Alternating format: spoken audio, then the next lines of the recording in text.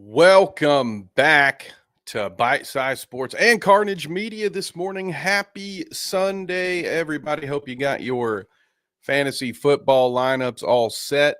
If you have any questions, feel free to fire away in the chat. Happy to talk a little fantasy football with you as we get ready for that 1 p.m. slate. However, we are here today to talk about the big fight weekend.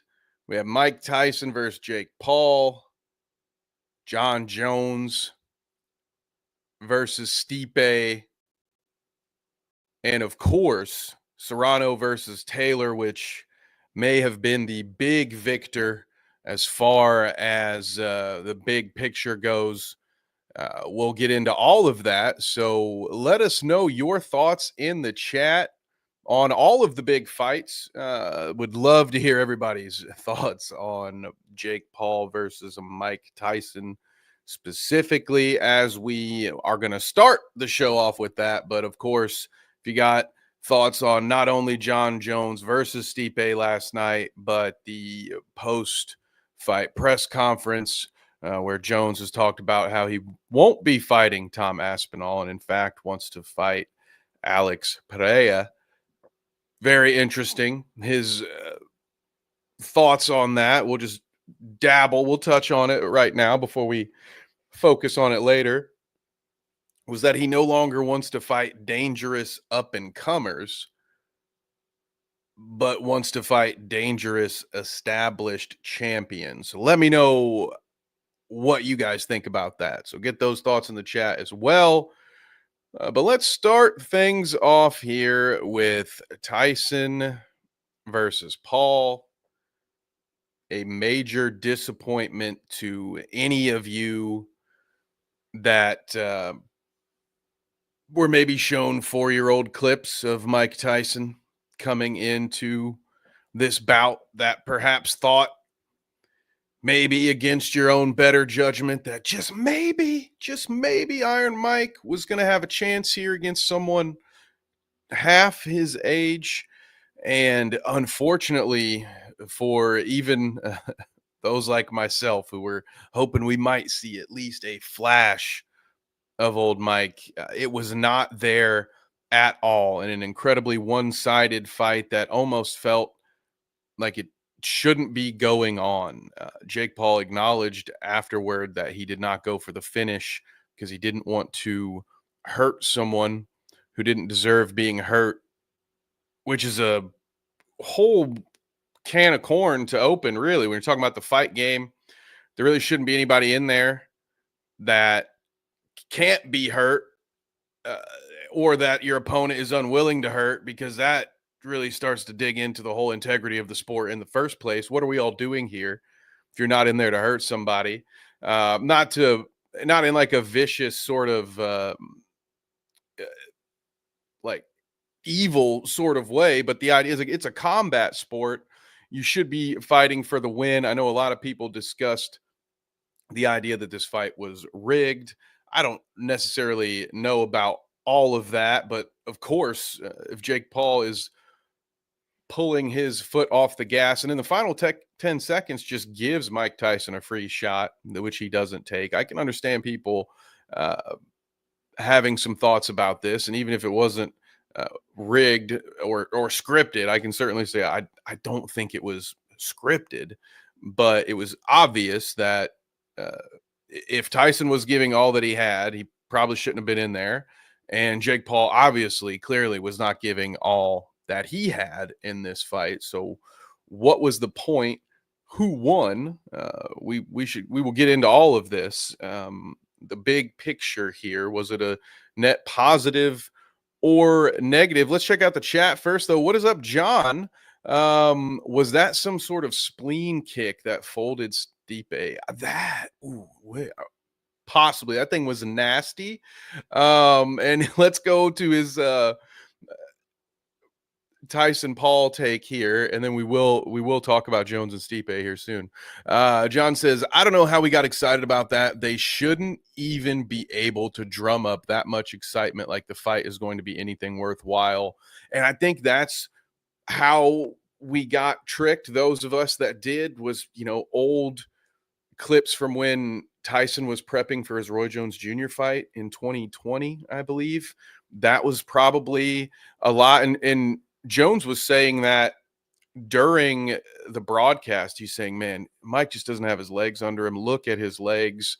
They don't look anything at all like the guy we saw 4 years ago.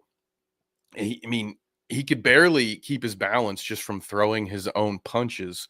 So again, I agree with you here, John. How did we let ourselves get excited about this? This was a fight that I never thought would happen. When the first one, uh, he had to be replaced. Mike Tyson had to be replaced. I thought, okay, well, this was the game. They're just trying to drum up attention for social media and to draw more potential like pre-sales, I guess, and then hope that people will stick around for a Mike Perry fight. But it ended up happening, lo and behold. And what up, Advent? Welcome. He says it was a money grab fight. 100% feels that way. I don't know about these clauses. I will say I've seen what I believe to be a lot of disinformation, misinformation as it pertains to uh, the contract that was signed. I've seen people on TikTok on a green screen pointing at what looks to me is just a Microsoft Word doc that has bulleted items listed. You can't see the whole document. There's no reason to believe that any of those stipulations that were in the contract are actually true. The idea that Tyson would lose money if he knocked Jake out by a certain point, or that he would gain more money by lasting more than 4 rounds. I don't know. I haven't seen the contract. I don't know if any of that stuff is correct. And I would just press X to doubt until I saw it myself. And that would be my advice. But if anyone has seen anything that looks legitimate to that end, please feel free to let me know, share it, join the Discord, send it over to us in our Discord, and I will gladly pull it up and we can take a look. But I think there was a level of understanding between the two fighters as to how that thing was going to go. And for influencer fighting, I think that might be the end of it right there. Now, net positive to the sport, I think, and we're going to talk about it when we get to this topic right here, Serrano versus Taylor.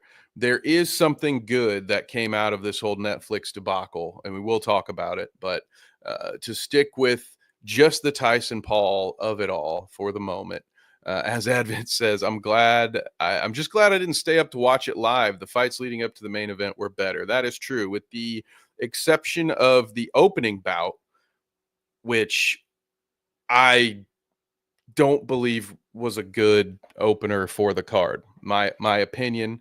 I understand we had two very big brands to start that off, but that was not good boxing, in my opinion. What was it? Gorat versus I have it here. There were good fights though. Barrios versus Nunez. That was a great fight. The Serrano Taylor fight, completely uncalled. I have a little line that I like to say when we're doing Carnage Media pay-per-views, where I'm glad nobody's paying me to judge this fight. That's usually my go-to when it's a close, hard-fought battle. For the love of God, you could have paid me to judge Serrano v. Taylor, though, and I don't know how they got that one wrong. The stats speak for themselves.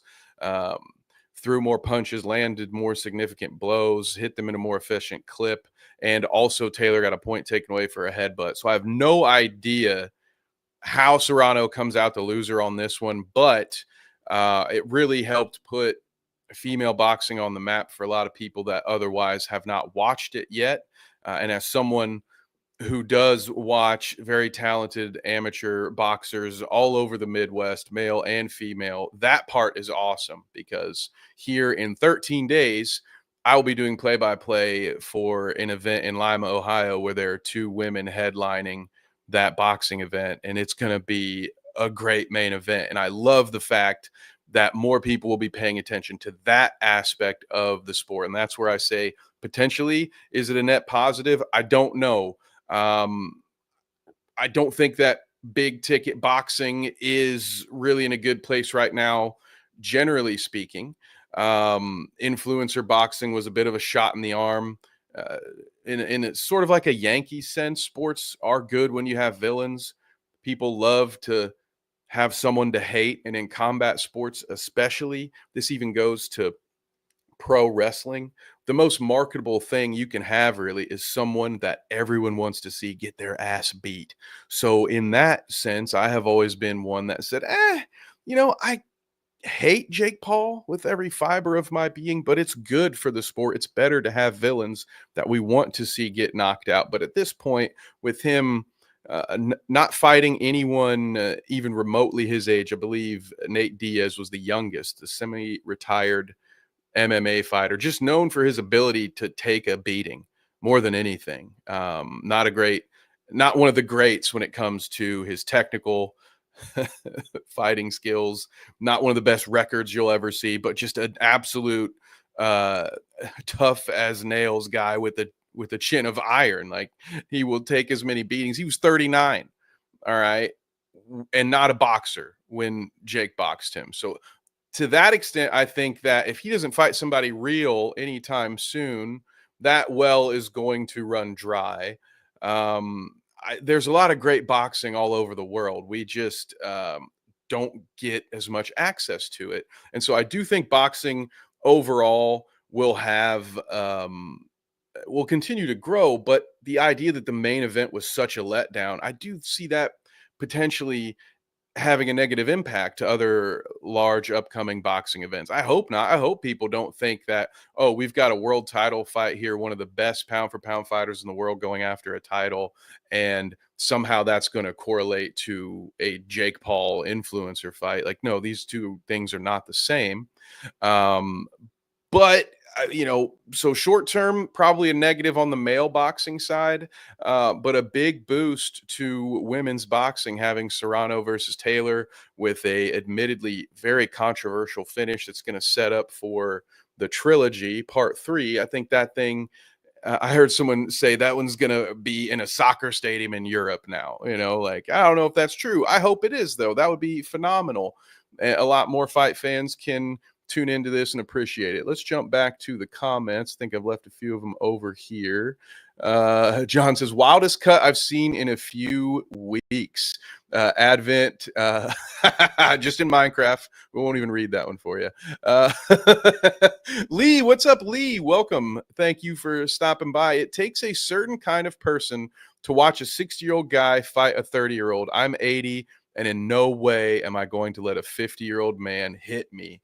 Yes, I think there is something to it. If it were anyone other than Mike Tyson, I believe Mike Tyson is this mythological figure to a lot of people. And again, because of the unfortunate way that social media works now, and I don't see this getting any better. And shout out to Hideo Kojima, who tried to warn us with his PlayStation 2 classic Metal Gear Solid 2. He tried to tell us exactly how the internet would work, but with all the bad clips of stuff from 4 years ago, 6 years ago, where we saw an older Mike Tyson and thought, oh, wow, he can still do it. He's still training daily. Jake Paul's not a real fighter. And because he's not a real fighter and he only fights retired NBA players and retired MMA fighters known for their grappling, like, okay, somehow there was this mass psychosis where we all tricked ourselves into thinking that this was a possible outcome where we could see something good come from Tyson Paul. But I think Lee is speaking rationally here. It's the cold bucket of ice water that we all had dumped on ourselves at around 1 a.m. Saturday morning, or whenever you woke up, if you were spared watching this. Netflix had a very tough time. I'm not going to give them a hard time, by the way, as somebody who does live pay-per-views, live stuff all the time, to do something that big and to have it be the biggest thing you've ever done. I understand there were some buffering issues. I understand we got to see Mike Tyson's butt cheeks. That was hilarious. Overall, I honestly thought the crew did a pretty good job. They need some better commentary. Hi, Netflix. Hello. uh, pro fighting commentator right here would love to apply. I will do it for free. I just want those Tony Stark glasses that your lead man had. But Rosie Perez, bless her heart, did as best as she could. And Roy Jones had to stop himself from slapping our lead commentator at one point as they were arguing whether or not Mike Tyson has been known to chew on his boxing glove throughout his career. The whole thing was fun, a bit of an experience. I think Netflix will continue to get better. And have they, just like they did with cable television, are they beginning to put the final nail in the coffin of pay-per-view events in general, right? Like, are we going into a space where in the next few years there just won't be pay-per-views? It's hard to imagine now because ESPN charges you $150 a year and then $150 an event to watch their pay-per-view stuff on ESPN Plus. But with the numbers Netflix drew here, if they continue to have successful events like this, how will that impact the pay-per-view ecosystem and the way things work with sponsors? This is a lot goes into this stuff. So as someone who works in the industry, I am very interested in the outcome, how this the ripple effect of this Netflix event. But let's check back in with the chat. Nate, what's up, brother? Saying hello from Palm Springs. That fight was a friggin' joke. Hope you are enjoying Palm Springs, brother. Thank you so much for hanging out with us while you're down there. He says Jake Paul needs to actually fight someone his age and an actual boxer that still boxes. Yeah, he did that once. That would be the one L on his record. So it's very strategic. I don't see him fighting anyone real anytime soon because then the grift would be exposed. Sorry to say it, but it is what it is. And is Jake Paul a better boxer than me? Absolutely. Is he better than the people that I see on the regular Friday or Saturday nights, whether it's in a small town in Ohio or Indiana or West Virginia or Kentucky? I don't know. I don't think so. I think I saw some guys at OCL 32 that would put Jake Paul to sleep. So again, it's one thing to be better than any of us out here walking the streets at fighting. I'm not saying that he doesn't know anything about fighting. I'm just saying he's not a pro boxer, and that's why he doesn't fight pro boxers. And it's the only way he can get any money out of this is to continue to fight these favorable matchups, try to find names that people will recognize, with all of us continuing to hope and pray that maybe this will be the one that knocks this idiot out. And that's the business model. Like that's what he's doing. That's what's going on. And I do think that those returns will continue to diminish, especially now. This was a bad look, right? There's the only kind of positive takeaways from this are good for Mike Tyson to go get that big payday, just to stand in that ring at all at 58 years old, where he can barely keep his balance after throwing a punch. He does things that a lot of men never have the courage to do, probably myself included. I get very close. I think ringside is about as close as I'm ever going to get. So of course, tip of the cap to him for doing that. And as we've already talked about, big boost for the women's boxing game this weekend. But outside of that, I think that this influencer boxing stuff is going to go away slowly but surely. And people who liked the undercard will hopefully just realize that if you're an MMA fan who hates the fights that end up with somebody laying on top of somebody, and this is me speaking as a casual, obviously it's much more intricate in that, and there is a lot of value and a lot of entertainment from watching two great grapplers wrestle in an MMA match. But if that's not your thing and you find yourself yearning to stand them up, what you really want is kickboxing and boxing. And if you would just go seek that out and watch that, you could then help cultivate these other sports that they're there for you. There are people that want to perform for you. They want to go do this thing. They want to knock people out. lots of incredible action to be had. It's just not always going to be limited. It doesn't always have to be in the octagon. You can go watch some boxing, watch some kickboxing. For the love of God, let's get Muay Thai more popular to a common audience. Like, those dudes are some killers, man. Like, I'm telling you, you like Muay Thai, if you like combat sports, I'm telling you, trust me, you would enjoy it. Let's get back to the comments here. Advent says, I'm only 37, way over fighting for fun. Getting hit sucks. Yeah, you sound it sounds like Mike Tyson on Friday. Did y'all see the camera dude get kicked by the cheerleader? I laughed so hard my kid got confused. Yeah. See, yes, I did. And yeah, it was a hilarious moment. I swear, you get something like that at almost every show. You just have to hope that the producer is on somebody else. And that's where a quality producer, shout out to our dude Wade over at Carnage Media. You got to kind of have eyes everywhere. You got your screen with the masters, so you've got like all the different cameras turned on so you can see everything, and you just kind of have to see what's coming and hopefully switch. But how do you see that one coming? You kind of can't avoid it. John says, I avoided it and instead threw a bunch of tipped interceptions in Madden. This was absolutely the card to just bring a second TV down and just kind of do whatever you want to do and just have it on, so that way you could kind of tune in and tune out. There were some great fights. That comeback that Nunes almost had, that was a great fight. Just not quite enough to get the W, but there was some good stuff on the undercard. It just, man, staying up for that. The main reason I did it was for this program and these two channels to be able to talk about it. It was not something I would have stayed up for my own personal enjoyment.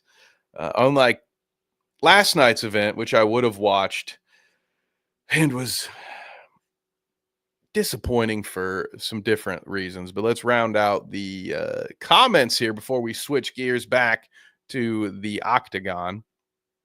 Nate says, just speaking, but if it's a reasonable cost, I'd do pay-per-view more often for other sporting events. Problem is, doubt they'd do that. If we can speak honestly, just amongst friends here for a moment, I would gladly take a pay-per-view option for every Colts game.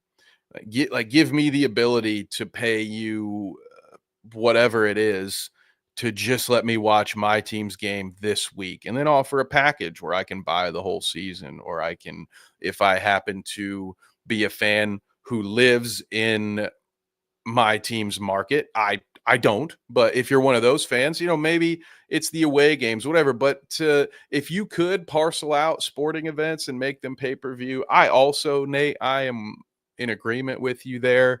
I would have a hard time paying for things that used to be free, right? So if you're, you know, for instance, maybe the NBA playoffs, but so NCAA tournament, for instance, they have games on True TV and stuff now. I'm not paying for those channels.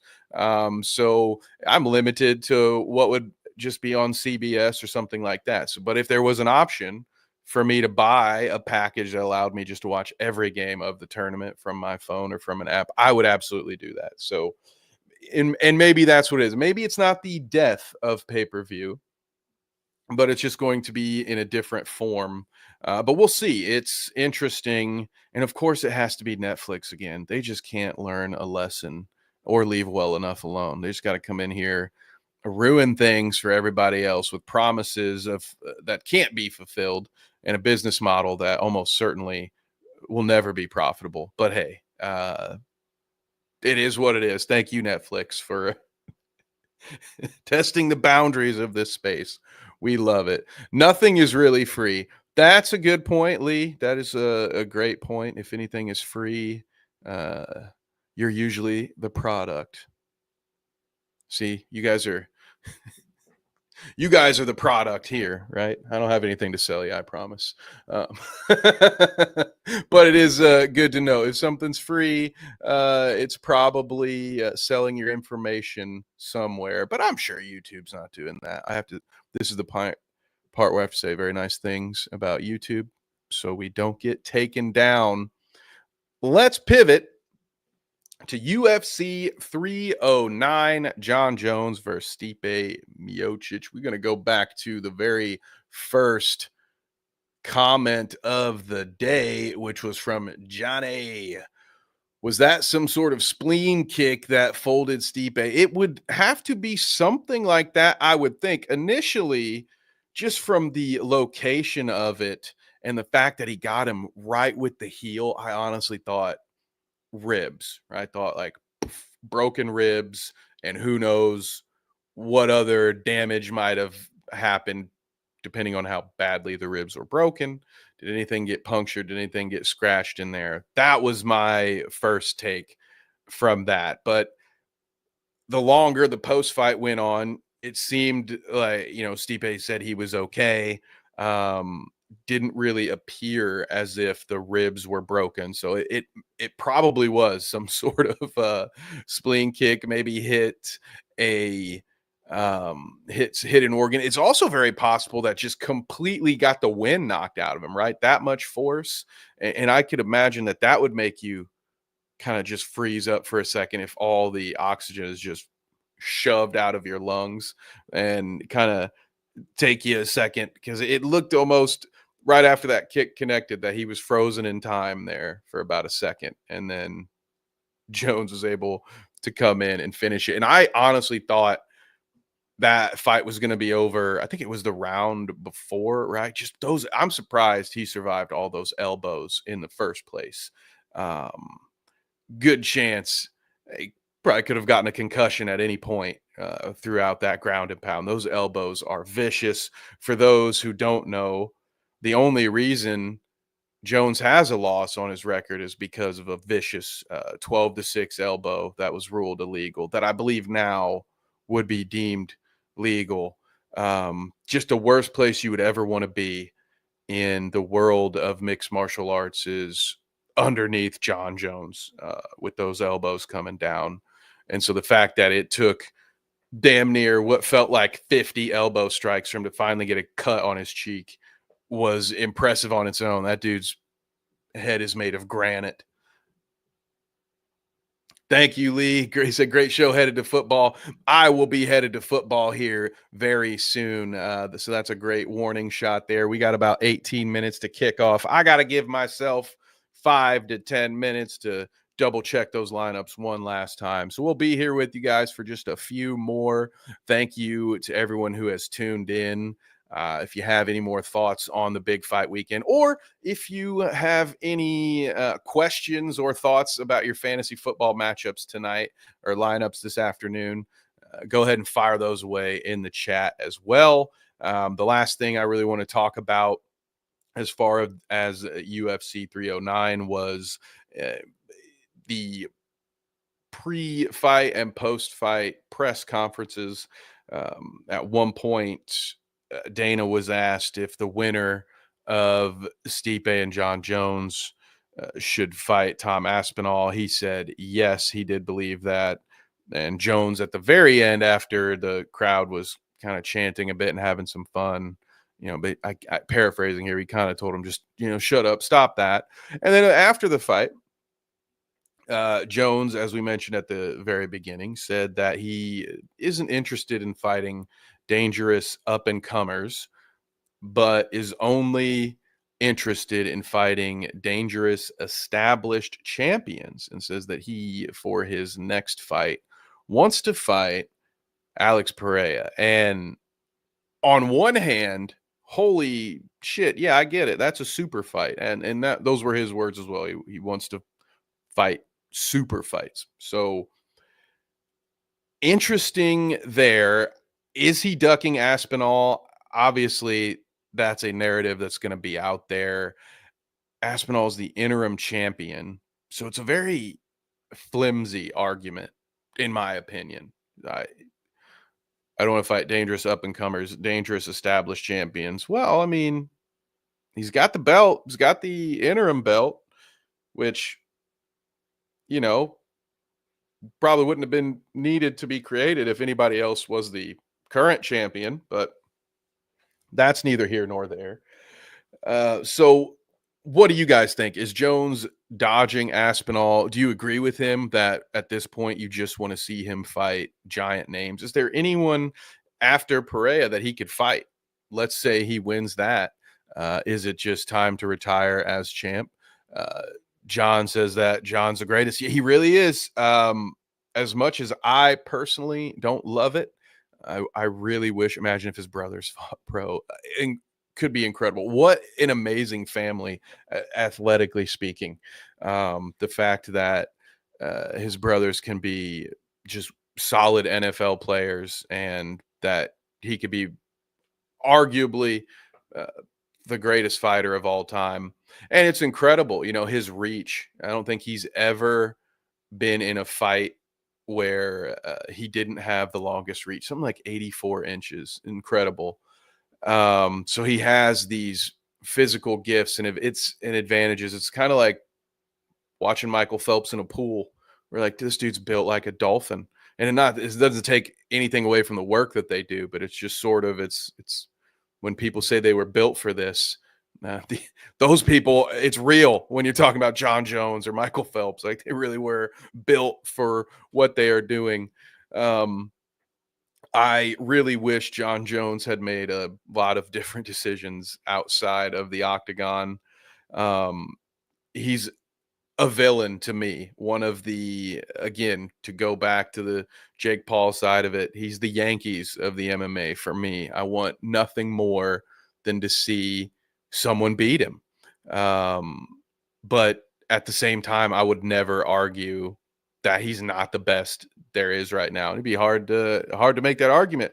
Now, maybe this upcoming fight with Pereira would give it some credence should he lose that, but I will believe it when I see it. Some final thoughts on UFC 309. The co-main was very interesting. I love how much the crowd loved the backdrops. I don't know how effective that really is. I cannot wait to talk to either Gates Cook or just one of our other co-hosts if we have somebody on the next pay-per-view. So whether the next time I get to interview an MMA fighter or the next time I'm at the desk and I've got one sitting next to me doing color commentary, I'm going to ask them how effective dropping Oliveira on his back like that really was, because I think it was kind of just something that looked pretty cool. And for what it's worth, the idea that he was able to stand up with a man on his back choking him out twice, like that part alone is impressive. But the way that the fans oohed and awed for those backdrops, I don't really know that they were really doing much to get him out of that predicament, other than just burning out a ton of energy. But it looked cool. Um, and calling out Conor McGregor of all things. Would you guys want to see Conor McGregor fight again in the octagon? I think it's over for him. I think if he comes in, it's going to be a short night, and it's not going to be his night. I think Conor McGregor's future is as a WWE superstar. I think he'll be the next one to have a Ronda Rousey-esque transition where, because of his name recognition and again, a bit of that real life villainy, I think he's a guy that they could come in much like they did with Logan Paul, and he'll be a heel. There won't really be any way to make Conor McGregor anything other than a heel, but his personality, he's a natural fit for it.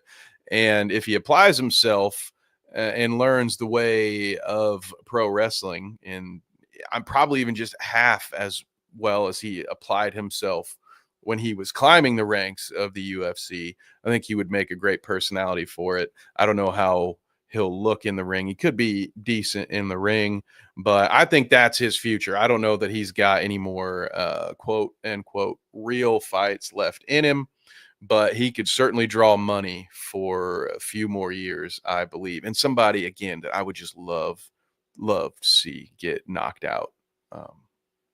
Because, hey, there's a guy who will punch a 60-year-old in a bar because they refuse to drink his cheap liquor, and then the guy Connor goes and buys that bar so that that old man can never go there again. That's the level of petty we're talking about here. So yes, I personally would love to see him come back and fight whoever just to get knocked out. And then I guess send his ass to the WWE. I don't care. We should have gotten a lot more fight. Yeah, and this goes back to the Jones thing where, I was complaining a little bit. John says, yeah, we should have gotten a lot more John Jones fights during those times he was suspended. Has to hurt to be DC on the microphone. And the fact that they have a 3-man desk, and when it was time to walk away from the desk, take the microphone and do the introduction about how John Jones is the greatest of all time, they picked Daniel Cormier to do that. Y'all had to do that to him.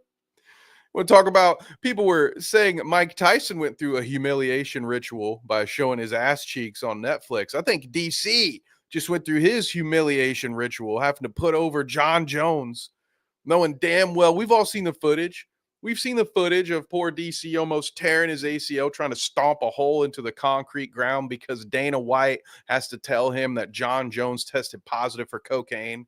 And for the third time, they aren't going to actually fight, or however many times it was. An entire UFC card was canceled because of John Jones. So again, I will acknowledge that he's the GOAT. I will also acknowledge that he's got an 84-inch reach and yet still decides to poke people in their eyes with his fingers.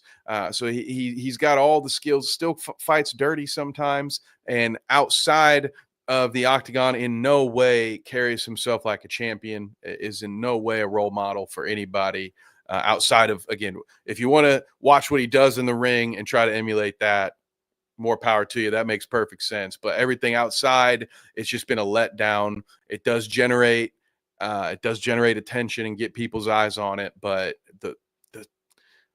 he and Connor really both, like, there are a couple of people who at different times have just kind of held their belts ransom. And it's felt like entire divisions of UFC really couldn't move on. They get stuck because the top guy is just out being an idiot. But he's such a big name, draws so much money that Dana won't do anything about it. And again, I'm not necessarily going to begrudge the boss man for that. I understand. But there's part of me that just can't let that part go, right? Where it's like, yeah, I get it. You're great. We get it. But the sport would have been a little bit better if you were maybe a bit more of a team player at times. After Roadhouse, I can't take Connor seriously. And I think that may be where we're at too with him. I don't know if anyone can take him seriously. And I don't know how he gets into fighting shape without the juice. Let's come on. I mean, that guy, there are some, allegedly, okay, this is a comedic bit for entertainment purposes only. But you get all swollen and red. Just listen, I'm a wrestling fan. I've been watching dudes on steroids since the late 80s. All right. Come on. Yeah, I'm a whiskey guy. If I drink, it's whiskey, neat, or on the rocks. Proper 12 is dog shit. See? That's America's ass. Yeah. Look out, Steve Rogers. Mike Tyson is here for you. Some final thoughts. I thought I did get a chuckle out of Jake Paul coming out to In the Air Tonight. Everybody remembers that famous hangover moment. I was worried for a second, like, what if they both come out to the same song? But anywho, let us know if you're watching this in the future and you're not watching this live. Once again, leave us a comment letting us know your thoughts on the Netflix presentation. So the future of pay-per-view. Are you going to be watching more events on Netflix? What are your thoughts on influencer fighting? Thoughts on John Jones's next UFC opponent? Any of that stuff, let us know. Let's see. We got some thoughts here from Lizzie. Cosmot will kill Bo. Gilbert Burns is former world champion in black belt jiu-jitsu, former UFC title contender, fighting Kamaru, and Kazmat wrestled him to the ground. Bo is an interesting one. That post-fight interview is very telling. I kind of get where he's coming from, talking about how he hasn't had all these fights. I need to go back and watch the post fight interview, because it was almost sort of like he was kind of going against the expectations that have been set for him.